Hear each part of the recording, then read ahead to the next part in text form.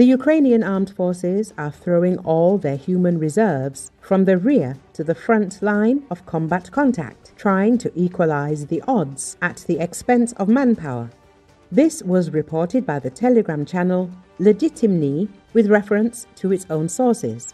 It is noted that the General Staff of the Ukrainian Armed Forces was prompted to take such steps by rumors about the imminent end of the conflict.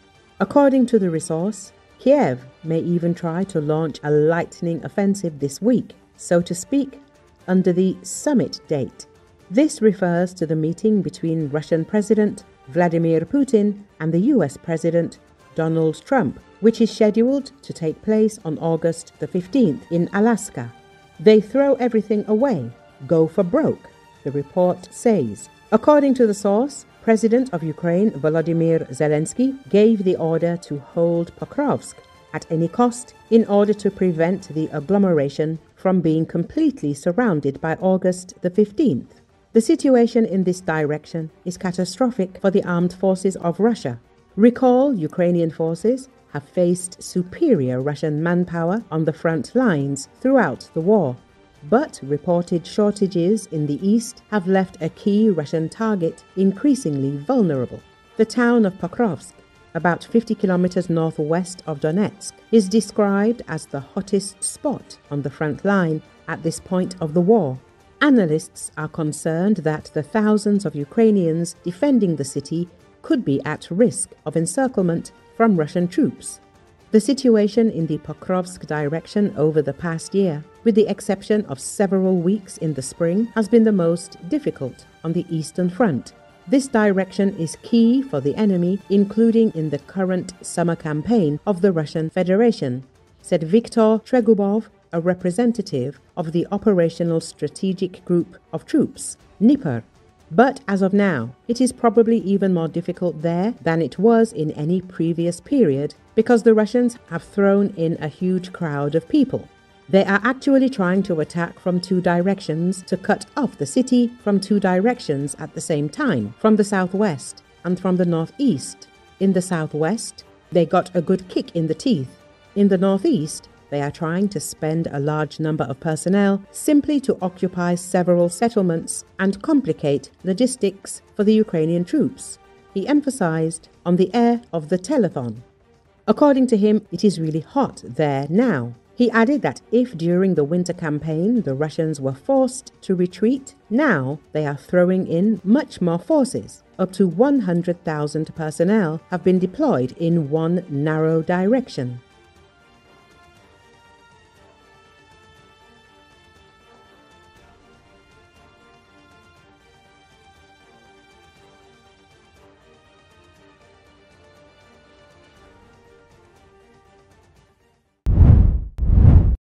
A magnitude 6.1 earthquake struck Turkey's northwestern province of Balıkesir on Sunday, causing about a dozen buildings to collapse, an official said. At least 2 people were trapped in the debris of a collapsed building. According to Associated Press, the earthquake, with an epicenter in the town of Sindurgi, sent shocks that were felt some 200 kilometers to the north in Istanbul, a city of more than 16 million people. Turkey's Disaster and Emergency Management Agency said the earthquake was followed by several aftershocks, including one measuring 4.6, and urged citizens not to enter damaged buildings. President Recep Tayyip Erdogan issued a statement wishing all affected citizens a speedy recovery. "May God protect our country from any kind of disaster," he wrote on X. Turkey sits on top of major fault lines and earthquakes are frequent. In 2023, a magnitude 7.8 earthquake killed more than 53,000 people in Turkey and destroyed or damaged hundreds of thousands of buildings in 11 southern and southeastern provinces. Another 6,000 people were killed in the northern parts of neighboring Syria. Allah'ım her yer yıkıldı. Allah'ım Allah'ım. Allah'ım. Yıkıldı yıkıldı.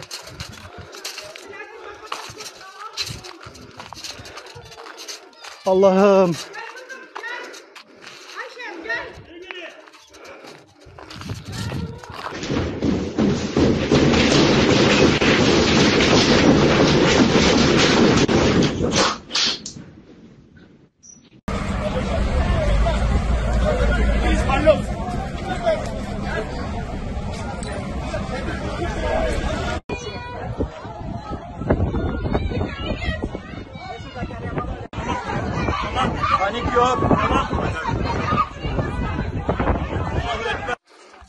Allah'ım her yer yıkıldı. Allah'ım Allah'ım. Allah'ım. Yıkıldı. British police said they arrested 365 people in central London on Saturday as supporters of a recently banned pro-Palestinian group intentionally flouted the law as part of their effort to force the government to reconsider the ban. According to Associated Press, Parliament in early July passed a law banning Palestine Action and making it a crime to publicly support the organization. That came after activists broke into a Royal Air Force base and vandalized 2 tanker planes to protest against Britain's support for Israel's offensive against Hamas in the Gaza Strip. Backers of the group, who have held a series of protests around the UK over the past month, argue that the law illegally restricts freedom of expression. More than 500 protesters filled the square outside the Houses of Parliament on Saturday, many daring police to arrest them by displaying signs reading, "I oppose genocide. I support Palestine Action." That was enough for police to step in. But as the demonstration began to wind down, police and protest organizers sparred over the number of arrests as the organizers sought to show that the law was unworkable. The police have only been able to arrest a fraction of those supposedly committing terrorism offenses, and most of those have been given street bail and allowed to go home, defend our juries, which organized the protest, said in a statement. This is a major embarrassment to the government, further undermining the credibility of this widely ridiculed law, brought in to punish those exposing the government's own crimes. London's Metropolitan Police Service quickly hit back, saying this wasn't true and that many of those who gathered in the square were onlookers, media, or people who didn't hold placards supporting the group. "We are confident that anyone who came to Parliament Square today to hold a placard expressing support for Palestine Action was either arrested or is in the process of being arrested," the police force said in a statement.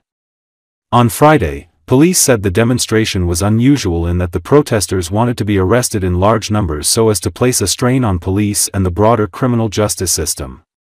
The government moved to ban Palestine Action after the activists broke into a British Air Force base in southern England on June 20 to protest British military support for the Israel-Hamas war.